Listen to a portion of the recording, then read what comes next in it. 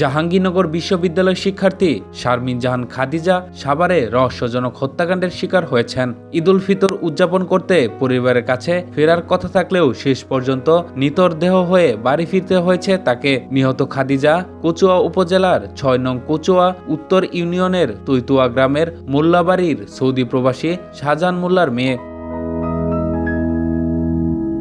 তিনি জাহাঙ্গীরনগর বিশ্ববিদ্যালয়ের লোক প্রশাসন বিভাগের ৫১তম ব্যাচের শিক্ষার্থী এবং বিশ্ববিদ্যালয়ের বেগম রোকেয়া হলের আবাসিক ছাত্রী ছিলেন। এদিকে ঈদের আনন্দের সময় এমন মর্মান্তিক ঘটনায় কচুয়া উপজেলার তৈতুয়া গ্রামসহ পুরো এলাকায় শোকের ছায়া নেমে এসেছে। জানা গেছে, রোববার বিকাল ৪:৩০টার দিকে বিশ্ববিদ্যালয় সংলগ্ন সাভারের ইসলামনগর এলাকায় একটি বাসা থেকে তাকে অচেতন ও রক্তাক্ত অবস্থায় উদ্ধার করা হয়।